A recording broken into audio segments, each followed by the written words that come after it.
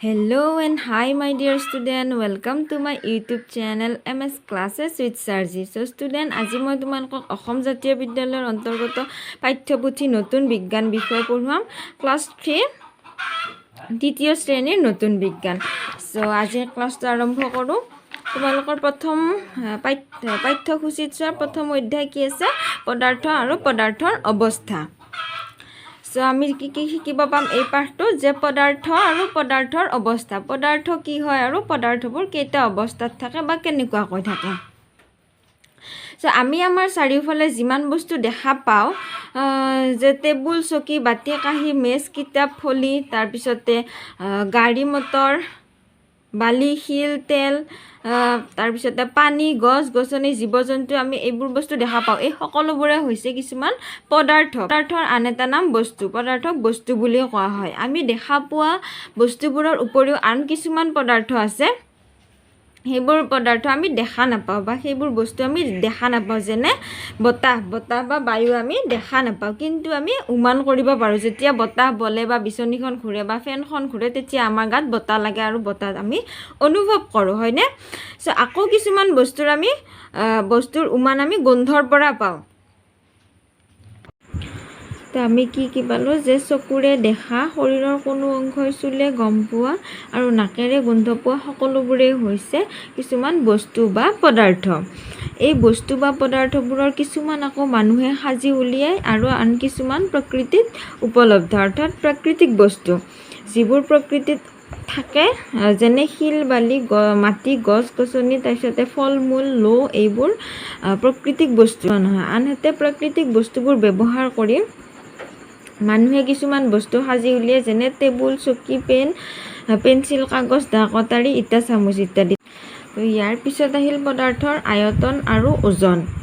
পদাৰ্থৰ আয়তন মানে হ'ল এটা পদাৰ্থই যিমানখিনি ঠাই আগুৰি থাকে, অৰ্থাৎ কিতাপখন ইয়াত থৈ দিওঁতে কিতাপখনে যিমানখিনি ঠাই আগুৰি আছে সেই ঠাইখিনিয়ে হৈছে কিতাপখনৰ আয়তন।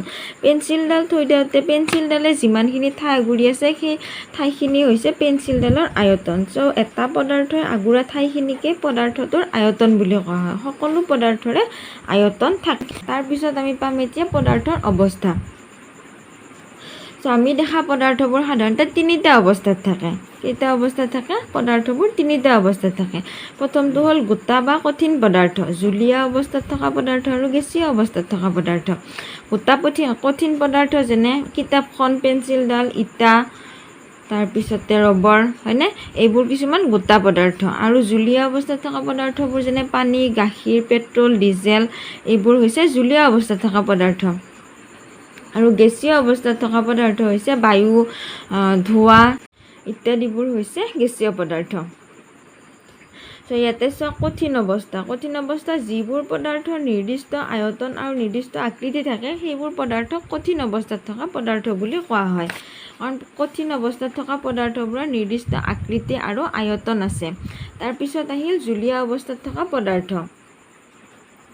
জুলীয়া অৱস্থাত থকা পদাৰ্থবোৰৰ নিৰ্দিষ্ট আয়তন আছে কিন্তু তাৰ আকৃতি নাই। অৰ্থাৎ আমি যদি পানীখিনি গিলাচ এটাত থৈ দিওঁ তেতিয়াহ'লে সেই পানীখিনিয়ে সেই গিলাচটোৰ আকৃতি লৈ লয়, আৰু সেই একেখিনি পানী যদি আমি বটল এটাত ভৰাই দিওঁ তেতিয়াহ'লে সেই পানীখিনিয়ে কি কৰে? বটলটোৰ আকৃতি লৈ লয়। গতিকে পানীৰ কি হয়? নিৰ্দিষ্ট আয়তন আছে।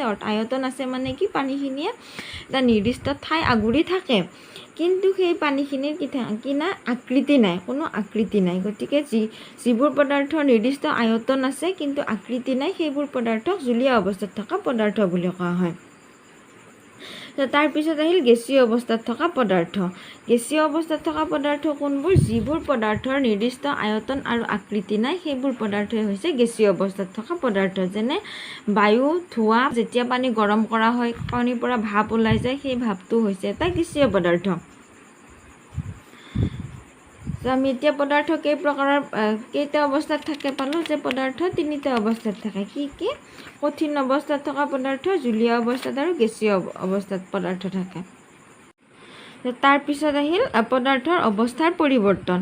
চ' পদাৰ্থৰ অৱস্থাৰ পৰিৱৰ্তন মানে হ'ল পদাৰ্থবোৰ এটা অৱস্থাৰ পৰা আন এটা অৱস্থালৈ ইয়াক পৰিৱৰ্তন কৰিব পাৰি। যেনে ধৰা পানী এখিনি যদি আমি ফ্ৰিজত ভৰাই থৈ দিওঁ তেতিয়াহ'লে কি হ'ব? ই বৰফ হৈ যাব। বৰফটো হৈছে পানীৰ কঠিন অৱস্থা। আকৌ যদি আমি সেই বৰফৰ টুকুৰাটোত তাপ দিওঁ, তাপ দিলে কি হ'ব, সি গলি পিনে পানী হৈ যাব। আকৌ যদি আমি পানীখিনিত বেছিকৈ তাপ দিওঁ, তেতিয়াহ'লে সেই পানীখিনি কি হ'ব, আকৌ ভাপ হৈ যাব। ভাপ মানে কি, তাৰ গেছীয় অৱস্থালৈ যাব। অৰ্থাৎ সেই একেখিনি পানী কি হয়, প্ৰথমতে বৰফ অৱস্থাত বৰফ হৈ থকাটো হৈছে তাৰ পানীখিনিৰ কঠিন অৱস্থা, তাৰপিছত পানী হৈ জুলীয়া অৱস্থা, আৰু পানীখিনি ভাপ হৈ যোৱাটো হৈছে তাৰ গেছীয় অৱস্থা। তাৰপিছত পানী অতি চেঁচা হ'লে জুলীয়া অৱস্থাৰ পৰা কঠিন অৱস্থালৈ যায়। মানে পানী বেছি চেঁচা হৈ গ'লে সি জুলীয়াৰ পৰা কঠিন অৱস্থা পায়। পানীৰ কঠিন অৱস্থাটো হৈছে বৰফ। আকৌ তাপ পালে পানী জুলীয়া অৱস্থাৰ পৰা গেছীয় অৱস্থালৈ যায়। যেতিয়া আমি পানীখিনিত তাপ দিম, তেতিয়াহ'লে কি হ'ব, এয়া চোৱা, পানীখিনি উতলি পিনে ইয়াৰ ভাপবিলাক ওপৰলৈ উৰি গৈছে। মানে কি হৈছে, পানীখিনি জুলীয়া অৱস্থাৰ পৰা গেছীয় অৱস্থালৈ পৰিৱৰ্তন হৈছে। নেক্সট ভিডিঅ'ত তোমালোকৰ ইয়াৰে কুৱেশ্যন এনচাৰ্ছবোৰ মই দি দিম, ঠিক আছে।